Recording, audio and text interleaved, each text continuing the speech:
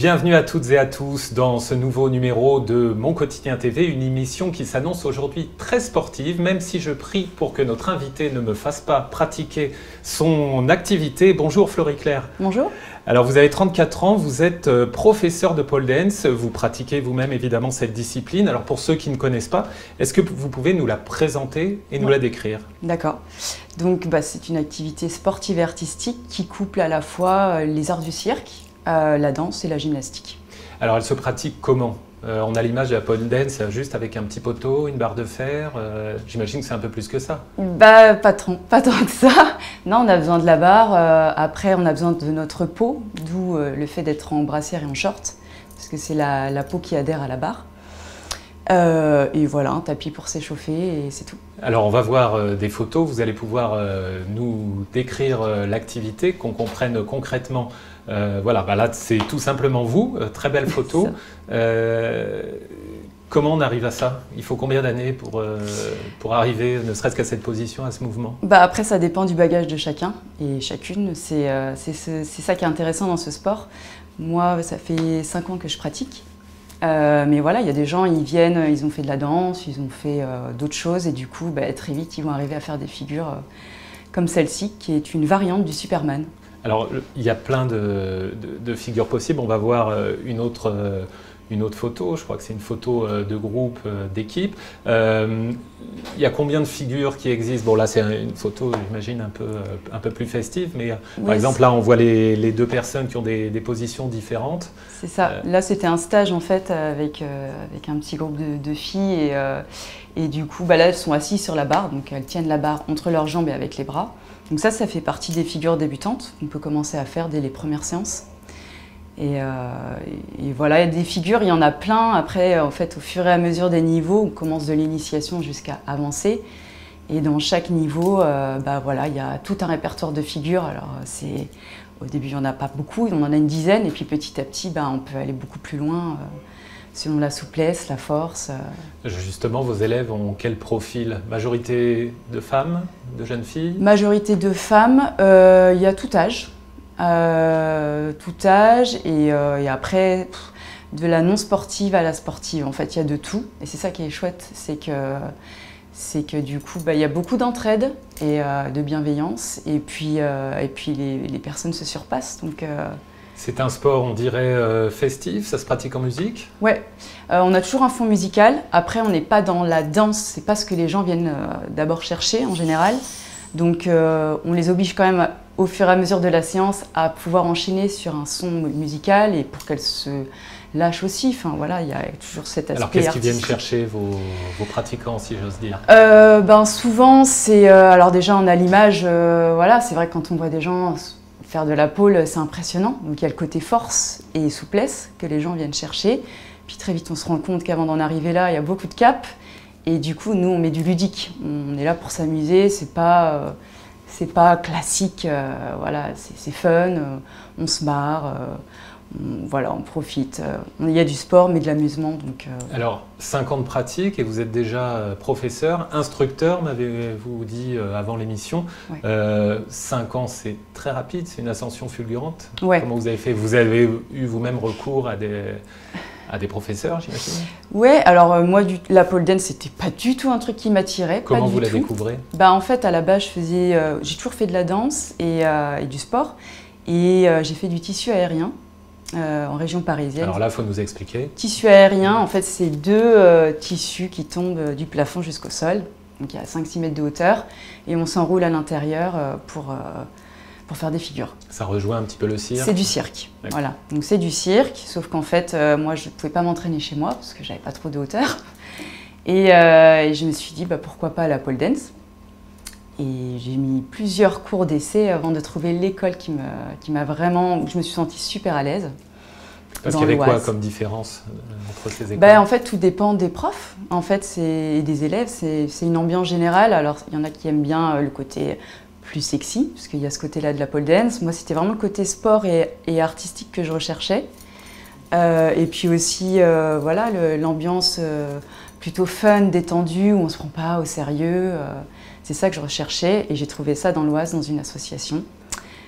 Donc une révélation? Ouais, ça a été une révélation pour moi. Qu'est-ce qui vous plaisait le plus? En fait, c'était parce que la barre, il y a deux modes, il faut le savoir. Une barre qui se fixe, qu'on appelle en statique, on travaille en statique, et on peut aussi la faire tourner. Et là, il y a des sensations qui sont vraiment, on s'envole quoi. Ça fait planer, vraiment. Et du coup, voilà, c'est ça qui m'a accroché quoi. C'est un sport ou c'est un art, la pole dance? Ou les deux? C'est les deux. C'est les deux, ça dépend. Il y en a qui vont être plus dans l'aspect gymnastique, plutôt en statique, où on peut vraiment faire des figures comme les gymnastes, vraiment très très dynamiques. Et puis le côté spin, où on est plus dans le côté poétique, en musique, chorégraphié. Puis après, on peut choisir un peu partout. Si on aime la danse, on peut mettre sa patte. Vous parliez à un moment d'un côté, d'une face un peu sexy. C'est un peu toujours plus ou moins le cliché qu'on peut avoir de la pole dance. Comment vous les cassez, ces clichés? Du coup, alors oui, il y a des écoles qui sont plus axées sexy, des cours même très sexy. En fait, pour le casser, déjà, il ne faut pas se prendre au sérieux. On peut être féminine sans être vulgaire, donc on peut aussi apporter ce côté-là de soi. Moi, c'est ce que ça m'a appris aussi, la pole dance, hein. C'était aussi renouer avec sa féminité sans se dire qu'on est une stripteaseuse. Justement, ça passe par différentes tenues. Comment on s'habille quand on vient prendre un cours chez vous? Après, c'est libre. Moi, je sais que j'aime bien être en short plutôt sport, fitness un peu basique, quoi, être confortable. Et une brassière. Et après, il y a des personnes qui aiment bien être plus avec des tenues plus féminines. Ça ne m'empêche pas de pouvoir mettre ça aussi parfois, mais je suis moins à l'aise. Ça dépend vraiment de la personnalité de chacun. Je reviens aux 5 ans d'ascension. Comment vous avez basculé en tant que prof vers l'enseignement de cette discipline? Est-ce que vous-même, vous continuez à prendre des cours? Alors oui, pour la première question, en fait, au bout d'un an, j'y passais toutes mes journées, toutes mes soirées. Donc, il y a une prof qui ne pouvait plus donner de cours. Et on m'a proposé de me former un petit peu et de donner des cours débutants. Donc, pour moi, je me suis dit, c'est un challenge. Et ça faisait quand même quelques années que je pensais à rebasculer dans le sport. Donc là, c'était l'opportunité. Et ça l'a fait tout de suite? Ouais. Et parce que je pense que j'avais un bagage en animation. Du coup, j'étais assez à l'aise en fait avec les gens et puis j'aime les gens, donc ça s'est vite bien passé. Quelles valeurs vous leur transmettez au-delà de l'aspect sportif, l'aspect physique? Qu'est-ce que vous aimez véhiculer quand vous enseignez? Déjà d'être fier de ce qu'on fait, parce que voilà, on ne peut pas tout arriver du premier coup et c'est grâce à l'échec qu'on y arrive. Et puis aussi d'être bienveillante avec les autres et soi-même, de s'entraider, de kiffer. Enfin, voilà. L'objectif premier, c'est pas forcément de faire des représentations ou de faire de la compétition? Ah non, de toute façon, c'est pas spécialement ce que les gens viennent chercher en majorité. Ils ont quel profil d'ailleurs, vos adhérents? C'est des gens qui sont intrigués parfois par ça, ou qui rêvent de faire ça, et puis, ou des fois qui ne veulent pas faire ça, et on les amène un petit peu, et puis ils sont vite mordus en fait. C'est très addictif. Et les hommes dans tout ça? On a dit majorité de femmes? Ouais. Quel pourcentage d'hommes à peu près? Très peu, malheureusement, je dirais 1%. Ah oui, ça fait pas beaucoup. Ah ouais, non, c'est peu. Alors sur Paris, un peu plus quand même. Mais ouais, après ça va être plus les cours de power, tout ce qui est renforcement, toutes les figures de force, le drapeau, tous ces trucs-là, voilà, ça attire un peu plus les hommes. Et est-ce qu'on a une explication de pourquoi si peu d'hommes? Parce que déjà, la pole, ça vient quand même du milieu du striptease. Ça a été importé en fait des États-Unis. Et du coup, réutilisé un peu dans les films. Donc il y a quand même toujours cet aspect-là. Et puis il y a quand même ce côté-là qui est... Donc c'était pas totalement un cliché? Non, c'est pas un cliché. C'est vraiment ça. C'est vraiment... ça vient de là, même si au début c'était dans les cirques. L'histoire en fait de la pole dance, c'était les temps d'attente au cirque. Il y a des femmes qui faisaient attendre un petit peu le public en dansant autour des mâts des chapiteaux. Et ça a été repris par le striptease. Et c'est vraiment en 2000 en France où il y a eu les premières écoles de pole dance avec Mariana Baume et qui a importé la pole. Et petit à petit, ça s'est, on va dire, démocratisé et le côté striptease s'est un peu effacé. Ça vous prend combien de temps par semaine, les cours? C'est une de vos activités principales? Oui, alors les cours que je donne ou que je prends? Les deux. Ah oui, bah, fitness et pole dance, j'ai une quinzaine de cours par semaine. Et après, moi, j'ai mes entraînements 3 à 4 fois par semaine. Alors, quand vous vous entraînez, vous, c'est quoi l'objectif? C'est de vous maintenir à niveau, de progresser? Bah, les deux. C'est les deux. Et puis cette année aussi, vous parliez des cours que moi, je prends. L'année dernière, j'étais plus sur donner des cours. Cette année, je fais une formation en fait pour être prof de pole dance certifié. Parce qu'en France, on n'est pas obligé d'avoir un diplôme. C'est pour ça que je donnais déjà des cours. Mais là, je suis inscrite à Formapole, qui est une formation de pole dance avec Manuela Carnero, qui est une des premières figures de la pole dance en France, que voilà, j'aime beaucoup.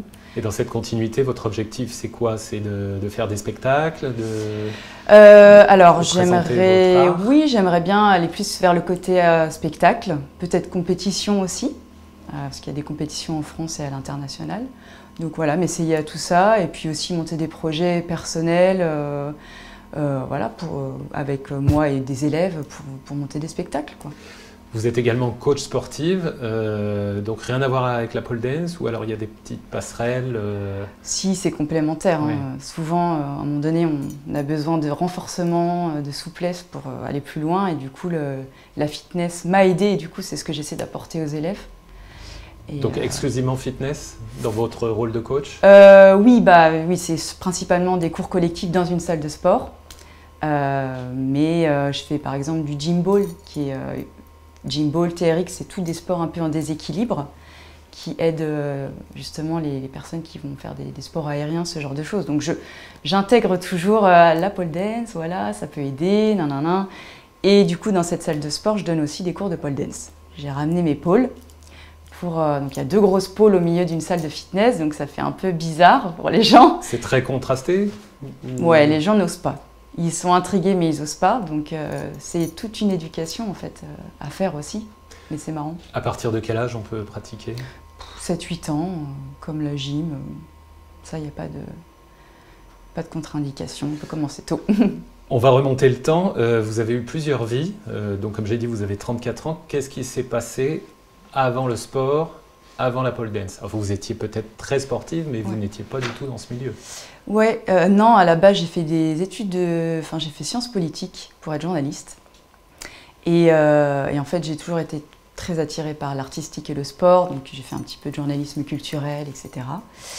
Et puis, je me suis redirigée plutôt vers la communication, donc j'étais attachée de presse pour des spectacles sur Paris. Et en fait, j'avais plus envie d'être sur scène que derrière. Donc, du coup, voilà. Pourquoi? Je sais pas. Ça m'a toujours attirée, mais j'ai jamais exploité ça, jamais osé. Et en fait, pour la faire brève, la pole dance et la danse, mais surtout la pole dance, ça m'a aidée à sortir de ma coquille et à prendre confiance en moi et à finalement être vraiment qui je suis. Et c'est ça que j'ai envie de surtout véhiculer dans mes cours. Alors, on parle de qui vous êtes. Vous avez eu, je crois, si je suis bien renseigné, un engagement dans le milieu social aussi? Oui. Oui, plusieurs. J'ai travaillé dans un centre socio-culturel avant d'être coach. J'ai travaillé aussi dans l'animation tout public, le périscolaire, les colonies de vacances, etc. Est-ce qu'il y a un vecteur commun qui est la transmission dans tout ça? C'est important pour vous de transmettre? Je pense que j'ai toujours eu ça en moi et je me sens utile en fait de partager mon expérience et de nourrir de celle des autres. Alors à propos de ce changement de vie qui est malgré tout assez important, je pense que ça a été une vraie bascule entre vos activités d'avant et le coaching et la pole dance. Une amie votre amie dit de vous, Florie est la preuve vivante qu'en écoutant sa voix intérieure, on trouve sa propre voix. Donc est-ce que vous avez écouté et est-ce que vous avez trouvé? Cette amie me connaît bien. Oui, je pense que... D'ailleurs, elle a fait partie des gens qui m'ont fait ces petits déclics de prendre confiance en soi, justement, parce que c'est vrai que ça m'émeut. Du coup, je ne sais plus trop quoi dire. Mais dites-nous aujourd'hui ce qui vous anime, qu'est-ce qui vous encourage à continuer, à des projets à développer, des objectifs? Ce qui m'anime, c'est de voir les gens changer et justement devenir vraiment eux-mêmes et s'assumer. Donc ça, c'est ce qui me plaît dans mes cours. Et puis aussi, justement, c'est le début, pour moi, de ma nouvelle histoire, dans le sens où tout est possible, en fait. Ce changement de vie, pour moi, ça a été... voilà, ça me prouve à moi-même que tout est possible quand on le veut vraiment et qu'on s'écoute. Voilà. Parlez-nous de l'endroit où vous donnez vos cours. C'est toujours au même endroit? Pas du tout. J'adore changer. Alors allez-y, faites votre pub. Dites-nous où on peut vous retrouver. Donc Rambouillet, chez Proxiform, qui est une salle de sport, et je donne aussi des cours de fitness et de pole dance. Après, je travaille à Chartres, Nogent le fait, juste à côté, à l'Eclipse Studio, qui est un studio de sport aérien. Je travaille également chez Fifi Pole Studio dans le 77, à Noisiel. Et Was Pole Studio, qui est dans le Val d'Oise, voilà, principalement. Alors on va pas tarder à afficher votre mail, votre profil Instagram pour retrouver toutes ces références. Quels sont Est-ce que, vous avez des références dans le milieu des modèles? Ouais. Alors français, Manuela Carnero. Après, il y en a plusieurs. Stéphanie, de Paul Antibes.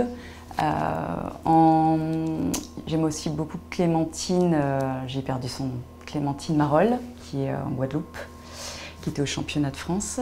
Et puis après, étranger, il y a Olga Trifonova, qui est une pointure. Il y en a plein, mais voilà, c'est les principales. Et vous avez pu les rencontrer, ces gens? Certaines, dont celle avec qui je suis en formation, à qui je fais la formation, Manuela. Donc, du coup, dans ces cas-là, Manuela, ça reste une idole ou c'est votre coach? C'est une coach et puis c'est une inspiration. En fait, on s'inspire de plein de choses, je pense. Quel est votre rêve artistique ou sportif? Quelque chose que vous n'avez pas encore concrétisé? Est-ce que... Est-ce qu'il y a des choses à faire à plus ou moins long terme? Ouais, alors moi je suis quelqu'un qui projette pas trop, en fait, très court terme.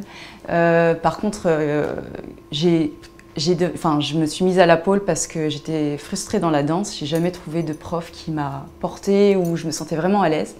Mais moi, mon kiff, c'est de danser. Et l'objectif, c'est vraiment de coupler les deux. Du coup, cette année, je me remets à la danse pour vraiment... faire peut-être un show qui mêle tout. Il n'y a pas d'incompatibilité? Ah non, au contraire. Pour moi, ça rajoute quelque chose. Ouais. Est-ce qu'il y a une actualité particulière? C'est-à-dire, est-ce qu'il y a un événement prochain, un spectacle dans lequel on... Non, même pas. Non, pas cette année. Non, il y a des projets peut-être après cette année? Après ma formation, donc, qui dure 1 an et demi, où j'aimerais bien monter moi un spectacle avec une amie très proche qui est musicienne-chanteuse, donc je la tanne pour qu'on monte un duo live, musique live et pole dance. Et vous y arrivez? Vous la tannez? Oui, elle va le faire. Il faut juste qu'on le travaille ensemble parce qu'elle est beaucoup prise, mais oui, j'aimerais qu'on fasse ça ensemble. Et puis je pense, après ma formation, du coup, j'aimerais quand même pouvoir soit faire de la compétition, soit m'inscrire peut-être dans un spectacle ou quelque chose où il y a plus de mise en scène et où j'ai une équipe pour essayer d'aller On sent vos yeux qui brillent, qui pétillent quand vous parlez de tout ça. C'est parce que vous avez trouvé votre idéal de vie? Ouais, c'est ça. C'est exactement ça. Je suis en phase avec ce que je fais. Donc si je vous demande si c'était à refaire, quelle carrière vous choisiriez? La même. La même? Ouais. Pas de changement? Non. D'accord, le changement de vie s'est fait il y a quelques années et maintenant on reste comme ça? C'est ça, c'est le début de... Je vous remercie beaucoup, Florie, d'avoir accepté cette interview. On retrouve en bas de l'écran votre adresse mail que vous pouvez peut-être nous rappeler. Oui, flo.poledance@gmail.com. Tout simplement. Et le profil Instagram? C'est Sun Up and Down. Très bien. On vous remercie beaucoup. C'était très intéressant, très passionnant. Moi, j'ai quelques remerciements à faire. Je remercie Guylain Arbello et la société Eanet qui nous accueillent aujourd'hui dans ces locaux pour ce tournage. Je remercie bien sûr Cyril Bartholomé à la réalisation, Élise Desbois au maquillage, Jean-Sébastien Roucher à la production avec Atoucam et Grive Productions. À la semaine prochaine sur Mon Quotidien TV.